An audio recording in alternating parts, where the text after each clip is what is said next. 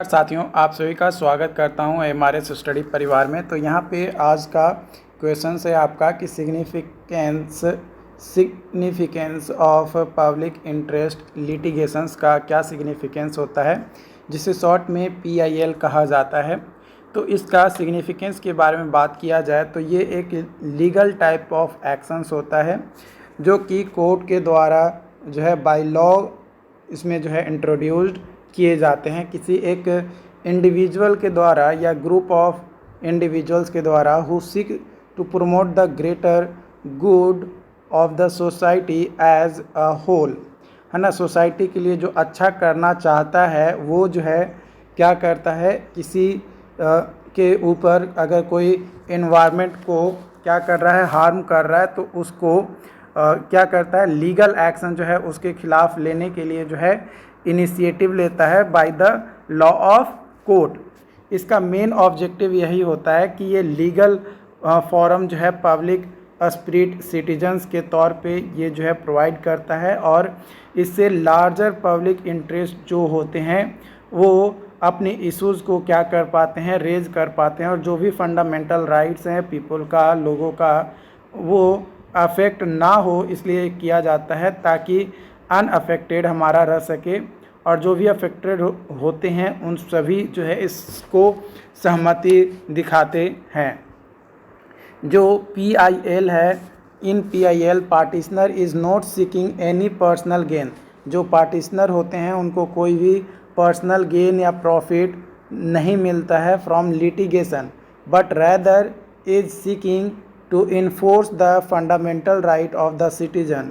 लेकिन जो fundamental rights है, अधिकार है ना, पीपल का, सिटीजन्स का, वो जो है प्रभावित हमारा होता है। Okay, examples of issues that can be raised through PIL include environmental pollution, protection of heritage site, public health concern, human right violations. ये सभी जो है PIL के थ्रू जो भी इश्यूज़ हैं वो सॉल्व किए जाते हैं। उसके बाद अगला क्वेश्चन है आपका, what do you understand by the polluter pay principle. Polluter pay principle की मदद से आप क्या समझते हैं? तो polluter pays principles is a widely accepted environmental policies principles होते हैं जो रिक्वायर करता है those responsible for pollution to pay the damages caused to environment और नेचुरल रिसोर्सेज। अगर कोई नेचुरल रिसोर्सेज या इन्वायरमेंट को हार्म करता है ना, अफेक्ट करता है, तो वो पॉल्यूशन फैलाने के रिस्पेक्ट में वो क्या करता है, कुछ अमाउंट पे करता है। तो उसी को जो है पॉल्यूटर पे प्रिंसिपल कहा जाता है कि आपने गंदगी फैलाया है, अब आपको जो है फाइन पे करना पड़ेगा एक तरीके से। The principle suggests that the polluting parties should bear the cost of measures necessary to prevent, mitigate, remediate pollutions rather than those costs being borne by society as a whole or future generation। और वो future generation में क्या होगा उससे उसको कोई फ़र्क नहीं पड़ता है ना। पूरा होल एक सोसाइटी जो है उससे पैसा लेता है और जो भी रिमेडीज़ किया जा सकता है उस रिमेडीज़ को वो किया जाता है पूरे सोसाइटी के द्वारा, ताकि वो फ्यूचर जनरेशन में भी इन्वायरमेंट क्लीन रखा जा सके, इस उद्देश्य से। तो ये हमारा जो है पॉल्यूटर पेज प्रिंसिपल का ये मतलब होता है। उसके बाद अगला क्वेश्चन है, explain carrying capacity in sustainable development. Carrying capacity की बात किया जाए तो ये एक तरीके का कॉन्सेप्ट है जो कि यूज़ किया जाता है सस्टेनेबल डेवलपमेंट में, और ये काम क्या करता है, ये डिस्क्राइब करता है कि मैक्सिमम पॉपुलेशन या लेवल ऑफ रिसोर्सेज क्या है जो यूज किए जाते हैं डैट अ गिवन इन्वायरमेंट, एक गिवन इन्वायरमेंट में can support without causing significant, बिना कोई निगेटिव इम्पैक्ट काउज किए हुए, उसी को जो है कैरिंग कैपेसिटी कहा जाता है। कैरिंग कैपेसिटी जो है ये एक तरीके का बैलेंस जो है बनाता है आपका नेचुरल रिसोर्सेज जो भी अवेलेबल है हमारे इकोसिस्टम में वो, और जो भी डिमांड प्लेस किए गए हैं हमारे उस रिसोर्सेज से रिलेटेड जो ह्यूमन पॉपुलेशंस के द्वारा, ताकि वो ज़िंदगी अपना जी सके। तो इन दोनों के बीच में जो बैलेंस कंडीशंस होता है या जो बैलेंस करने की जो बातें आती है वो किसके द्वारा किया जाता है? कैरिंग कैपेसिटी के द्वारा किया जाता है। या अनदर वे में हम लोग इससे भी डिफ़ाइन कर सकते हैं कि कैरिंग कैपेसिटी जो है ये एक तरीके का एबिलिटी है इकोसिस्टम में जो रिसोर्सेज की ज़रूरत है उसे प्रोवाइड करना, ताकि जो भी पॉपुलेशंस है या लेवल ऑफ रिसोर्सेज है वो सस्टेन कर सके over a period of time, या जैसे जैसे टाइम डिपेंड कर मतलब टाइम बढ़ रहा है उसके अनुसार, without degrading the ecosystem. Ecosystem में कोई अफेक्ट नहीं आना चाहिए, कोई इफ़ेक्ट नहीं पड़ना चाहिए, कोई उसमें हानिकारक या निगेटिव इम्पैक्ट नहीं होना चाहिए, बट फिर भी सस्टेन्ड हमारा जो है पॉपुलेशन या जो लेवल ऑफ रिसोर्सेज यूज करने वाले हैं वो करने चाहिए। उसके बाद है आपका law and policy available against air pollutions के लिस्ट को जो है यहाँ पे दर्शाना है। ठीक है, तो यहाँ पे मैं लिस्ट का नाम बताता हूँ, आप बाकी आप इसे डिटेल में पढ़ लीजिएगा। क्लीन एयर एक्ट जो कि यूएसए में लाया गया था, है ना, ये एक्ट जो है एयर इमिशंस जो होते हैं उससे रिलेटेड ये आपके हैं। उसके बाद है आपका द एयर जो कि prevention and control of pollution act 1981 में इंडिया में लाया गया था। इसका काम था कि प्रिवेंशन, कंट्रोल और अबेटमेंट करना जो भी एयर पॉल्यूशन इंडिया में हो रहे हैं उसके। इसके अलावा आपका European union air quality directorates, ये यूरोपियन यूनियन में जो भी एयर क्वालिटी स्टैंडर्ड्स मेजर किए जाते हैं उससे रिलेटेड आपके हैं। नेशनल इमिशंस सीलिंग डायरेक्टिव्स, ये जो है आपका कितना मिनिमम जो है आपका पॉल्यूटेंट्स इमिशन होना चाहिए एयर क्वालिटीज़ का, वो उसके बारे में। National clean air programme India में लाया गया था, जो कि ये लॉन्च किए गए थे प्रोग्राम इंडियन गवर्नमेंट के द्वारा 2019 में। ठीक है, 2019 में ये लॉन्च किए गए थे। उसके बाद आता है पेरिस एग्रीमेंट UNFCCC, ये एग्रीमेंट जो है ग्लोबल ट्रीटी के अंतर्गत जो है लिया गया था, ताकि जो क्लाइमेट चेंज हो रही हैं उससे रिलेटेड ये जो है किए गए थे एग्रीमेंट। इसके अलावा आपका जो है क्लीन एयर स्ट्रैटेजी जो कि यूके में अपनाया गया था 2019 में। National ambient air quality standards NAAQS, ये चाइना में किया गया था। इसमें भी एयर पॉल्यूटेंट से रिलेटेड जो भी चाइना में फैल रहे हैं उसको कंट्रोल करने को लेकर जो है दिया गया था। उसके बाद आपका क्वेश्चंस है कि explain the concept of environmentally sustainable activity. Environmentally sustainable activities के कॉन्सेप्ट्स को आपको जो है एक्सप्लेन करना है। तो इन्वायरमेंटल सस्टेनेबिलिटी का मतलब होता है कि responsible use and management of natural resources. एक रिस्पॉन्सिबल यूज हो, मैंने एक रिस्पॉन्सिबल होना चाहिए कि जो रिसोर्सेज हमारे पास अवेलेबल हैं उस रिसोर्सेज को हम अच्छे तरीके से यूज कर सके, और जो भी नेचुरल रिसोर्सेज है उसको बेटर मैनेजमेंट के साथ ही साथ हमें जो है प्रोटेक्शन भी करना होगा नेचुरल इन्वायरमेंट को, ताकि प्रेजेंट और फ्यूचर जनरेशन के लिए वो सेफ रह सके।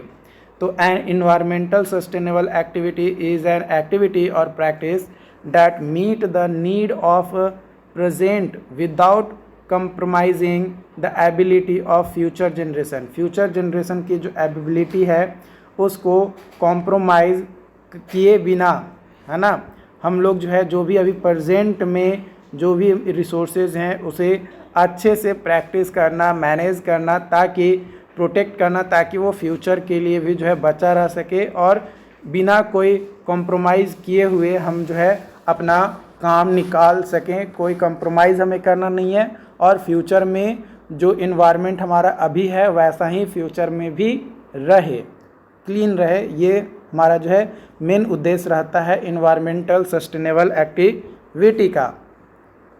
कुछ की पॉइंट्स है, जैसे पहला है कंजर्वेशन ऑफ नेचुरल रिसोर्सेज, दूसरा है reduction of green house gas emissions, तीसरा है प्रोटेक्शन ऑफ बायोडाइवर्सिटी, चौथा है आपका रिसाइकलिंग एंड वेस्ट रिडक्शंस, पाँचवा है सस्टेनेबल एग्रीकल्चर। ये सारे जो है हमारे तरीक़ाएँ हैं जिसकी मदद से हम लोग जो है क्या कर सकते हैं, कंट्रोल कर सकते हैं। Discuss the major achievement of Rio conference 1992। तो मेजर अचीवमेंट क्या था रियो कॉन्फ्रेंस 1992 का? तो the United nation conference on environment and development, उसी को जो है रियो अर्थ समिट के नाम से जाना जाता है या रियो कॉन्फ्रेंस के नाम से जाना जाता है।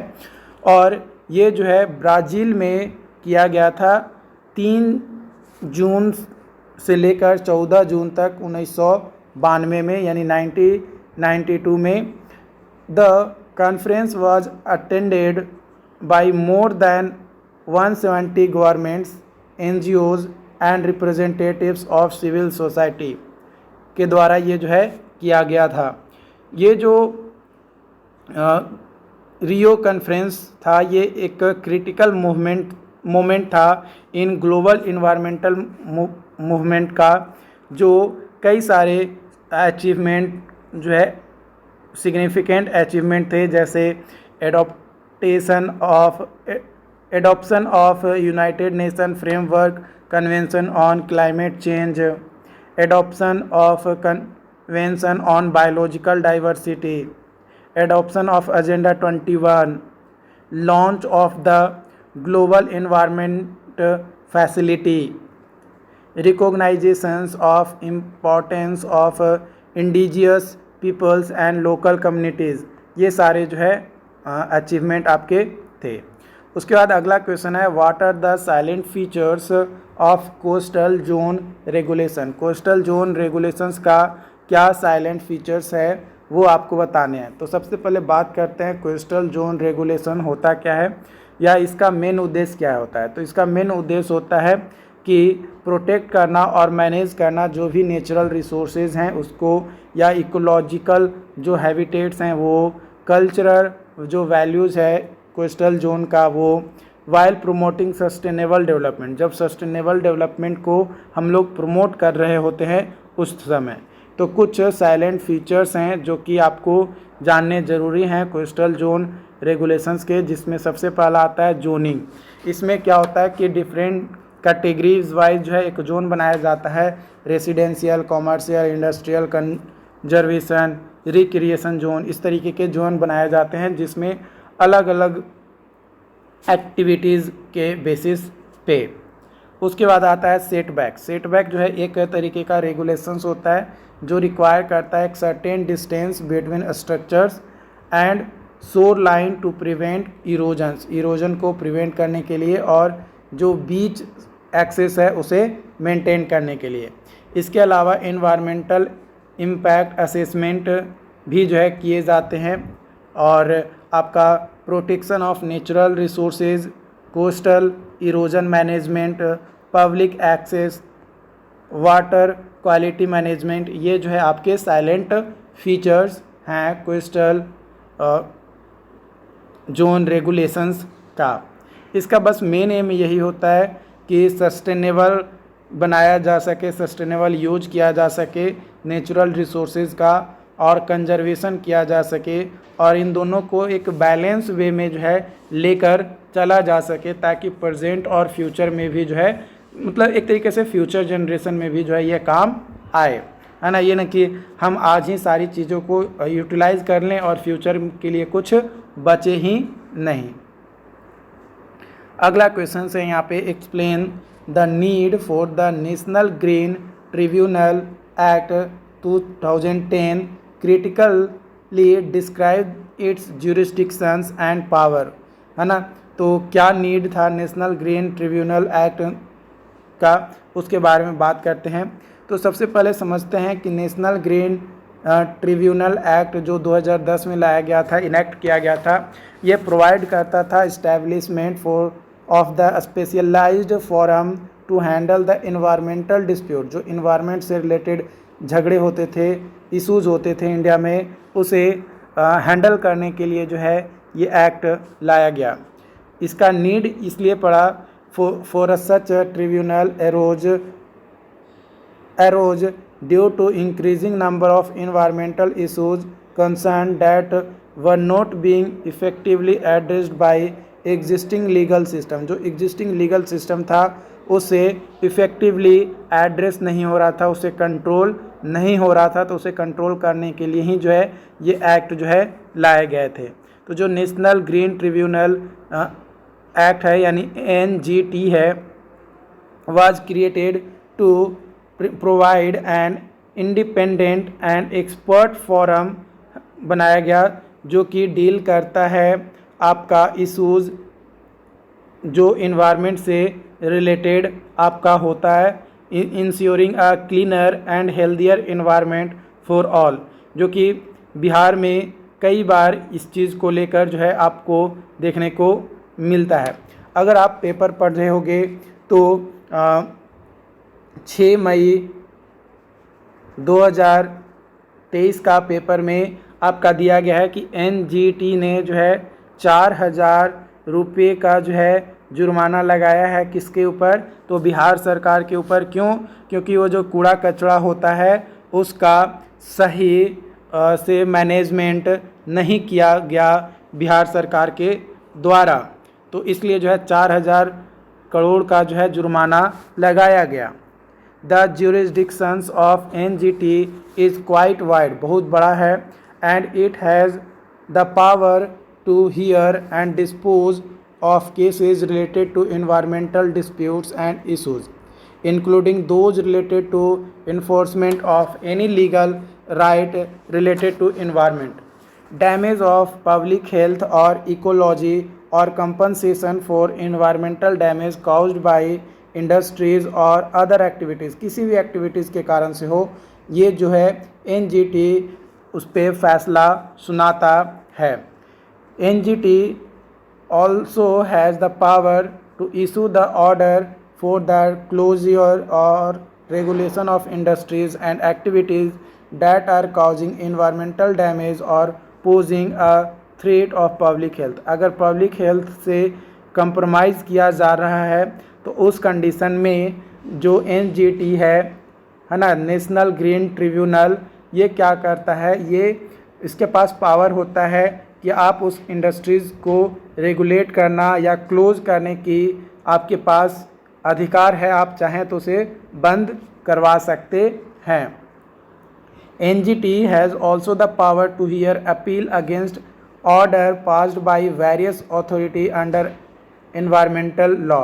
एनवायरमेंटल लॉ के अंदर जो भी अपील ऑर्डर पहले पास किए गए हैं अलग अलग अथॉरिटी के द्वारा, उससे रिलेटेड जो भी अपील है उसे भी सुनने का काम है आपका NGT का, including central pollution control board, state pollution control board, इन सभी से रिलेटेड या इन सभी द्वारा जो भी इन्वायरमेंटल लॉ के द्वारा जो भी ऑर्डर पास किए जाते हैं उससे रिलेटेड चीज़ें जो है कि कहाँ सुनी जाती है, एक बार अपील किया जाता है और उस अपील को जो है NGT सुनने का अधिकार उसके पास है। It can also take cognizance of cases on its own in case of any environment emergency और डिजास्टर। हाउएवर ये इम्पॉर्टेंट है आपका NGT, क्योंकि NGT is not replacement for the regular court. Regular court के जैसा इसका रिप्लेसमेंट नहीं होता है, एंड ज्यूरिसडिक्शन जो है इसका लिमिटेड होता है, इन्वायरमेंटल इशूज से ही रिलेटेड इस पर जो है सुनवाई ये करता है। अगर इन्वायरमेंट के अलावा कोई और रिलेटेड इशूज़ है तो ये सुनवाई नहीं करेगा, क्योंकि ये कोर्ट है ही नहीं, कोर्ट से जस्ट अलग है, इसीलिए। Its power are also subjected to certain limitations. इसके पावर का कुछ लिमिटेशंस भी हैं जो कि सिर्फ और सिर्फ ये इन्वायरमेंट लॉ से रिलेटेड चीज़ों को ही सुनता है, उससे ज़्यादा ये सुन नहीं सकता है। Critics of NGT have argued that it has been given too much power, है ना। कई बार क्रिटिसाइज़ किया जाता है कि इसको बहुत ज़्यादा पावर दे दिया गया है इस चीज़ को लेकर, और इंडस्ट्रीज़ और बिजनेसेस को ये जो है इम्पैक्ट डालता है। ऑब्वियसली आप अगर इन्वायरमेंट को हार्म कीजिएगा तो एनजीटी आप पे फाइन करेगा, और एनजीटी फाइन करेगा तो लोग कहते हैं कि इसको पावर बहुत ज़्यादा मिल गया है, जिसके कारण से बिजनेस जो है अफेक्ट होते हैं। फाइनली कंक्लूजन अगर बात किया जाए तो जो एनजीटी एक्ट है 2010 का, जो कि हमारे इंडिया में लागू किए गए, इनेक्ट किए गए, ये बहुत ज़रूरी थे ताकि इंडस्ट्री को इन्वायरमेंटल डिस्प्यूट से रिलेटेड जो भी चीज़ें हैं उसे डायरेक्टली क्या किया जा सके, हैंडल किया जा सके, है ना। बाकी जो भी अपडेट्स होंगे आने वाले समय में आपको और भी क्वेश्चंस आपको करवाए जाएंगे। यहाँ तक अगर आपको अच्छा लगा हो तो अच्छी बात है, नहीं तो कोई डाउट्स रहता है तो आप हमें चैट बॉक्स में ज़रूर बताएं, ताकि आपकी बातों को और अच्छे से समझा जा सके, सुना जा सके और उसको इम्प्लीमेंट करने की पूरी कोशिश की जा सके। Thank you.